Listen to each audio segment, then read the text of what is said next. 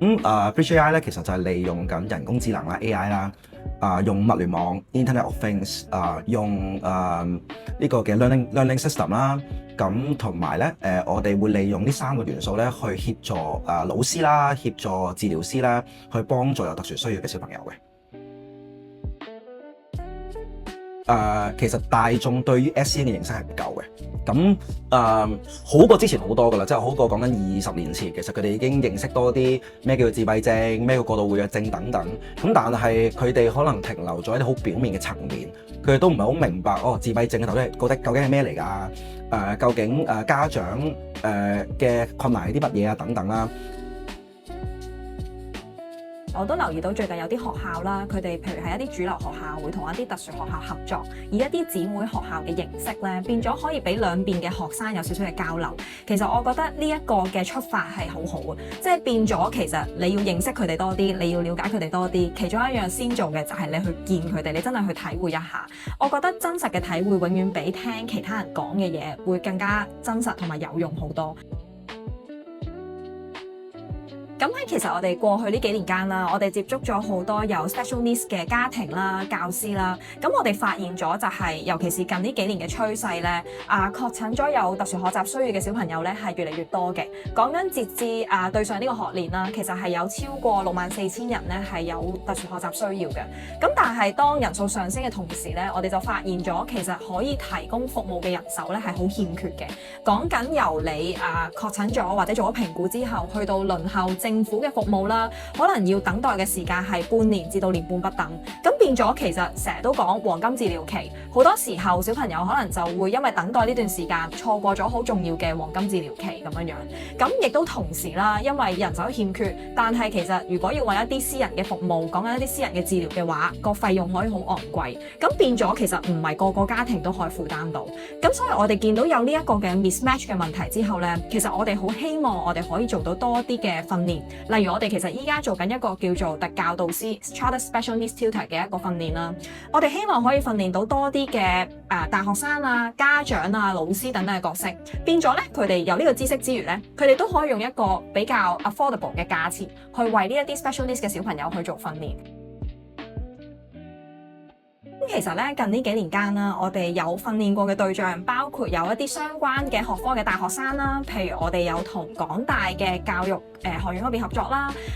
我哋有同到教大啦、浸大等等啦、耀中幼教學院等等一啲讀教育相關嘅學科嘅同學仔去合作啦。除此以外咧，其實我哋都同咗好多嘅幼稚園同埋特殊學校去合作嘅。咁變咗咧，我哋希望可以將呢一個嘅訓練嘅技巧咧，可以應用到喺唔同嘅層面嗰度啦。而其實嚟緊我哋都希望可以做到咧，就係我哋希望可以訓練到家長，因為其實家長係最主要嘅照顧者，而我哋相信佢哋要照顧小朋友嘅壓力一定係比導師佢哋更加大。咁所以我哋都希望可以將呢一啲嘅技巧教授到俾家長，變咗佢哋可以應用到喺屋企照顧嘅層面上邊。其實家長啦、老師啦，其中一個佢哋成日遇到嘅就係一啲關於行為、關於情緒嘅問題，例如係帶小朋友出街，小朋友咧喺街度可能會瞓地，因為可能佢有啲嘢滿足唔到佢。咁亦都可以係喺學校度，佢哋未必能夠坐定定上堂，未必能夠專注等等。咁所以其實我都可以分享下其中一個例子，就係講緊有一個小朋友佢嚟中心上堂啦。咁但係咧佢阿爸阿媽佢喺屋企咧又係唔係咁聽話，咁有時出街咧可能會有好多麻煩。咁所以其中一個家長都成日揾我哋去幫手，就我哋都會做一啲叫做家長訓練，我哋都會幫家長去有呢個嘅能力去處理小朋友嘅行為，老師都係同一個情況。我哋有好多我哋好多唔同嘅個案啦。咁其實家長會好多時候我哋都好緊密合作嘅，即係講緊就係家長都會同我哋去傾佢哋之間嘅困難。咁當然佢哋都想佢哋嘅小朋友進步，咁但係講緊唔係淨係講緊小朋友，好多時候都影響緊，可能係講緊佢日常生活，影響緊佢同小朋友嘅相處。咁其實佢哋都會同我哋傾，小朋友其實屋企有啲乜嘢嘅難題對於佢哋，咁我哋都會講緊係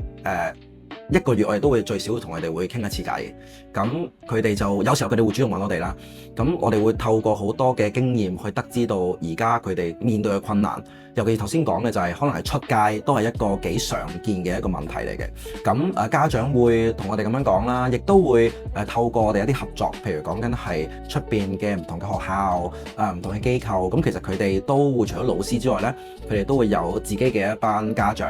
咁佢哋都會講就係其實小朋友除咗學校都會遇到一啲其他問題。咁所以其實我哋都有幾多嘅途徑可以知道究竟家長、老師等等嘅難處喺邊。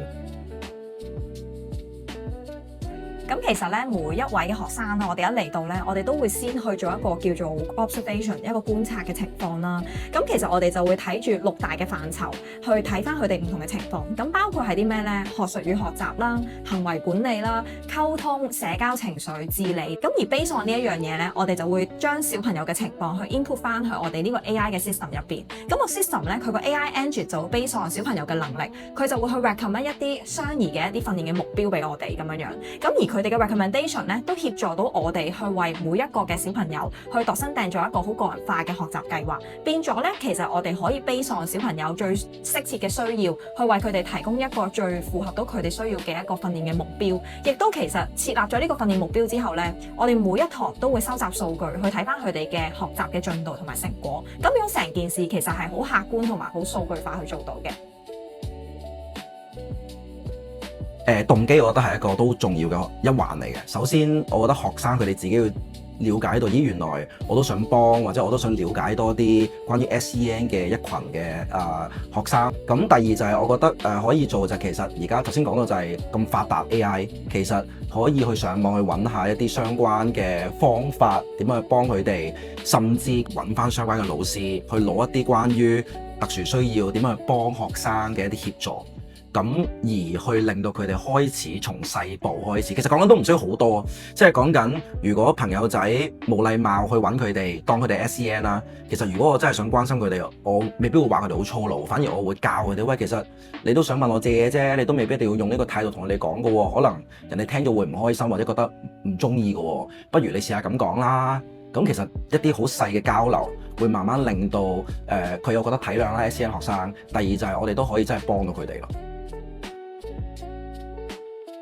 其實反而一開頭同佢哋傾偈咧，就當好似識一個新嘅朋友一樣咯。有時候反而就係我哋知道咗，可能佢係有自閉症，或者佢係有過度活躍，例如係咁樣樣，我哋變咗就好小心，好驚講錯嘢。但係其實喺佢哋嘅角度，反而佢哋會好 aware，就係點解你對我同對其他人唔同嘅咁樣樣。而佢哋好多時候事後我同佢哋傾偈，或者一啲我過去嘅學生依家已經大個咗啦，其實佢哋唔介意你可能有時候嗰一刻唔小心講錯嘢。反而你哋直接同佢哋對話，好似當係識一個新朋友嘅角色咁樣去講咧，佢哋反而會覺得啊，你其實對我同對其他人係好相似嘅情況，佢哋反而會更加開心、更加接受咯。咁而好多時候，可能我哋同佢哋對話嘅時候，我哋可能會，尤其是啦，可能對方講咗一啲嘢，可能係得罪咗人嘅，我哋可能要好直白咁話俾佢知，咦，你講呢一樣嘢，人哋可能唔中意喎，因為你講呢樣嘢可能影響到人哋嘅感受。有時候直接同佢哋講翻 instead of 係收收埋埋、好婉轉咁樣講啊，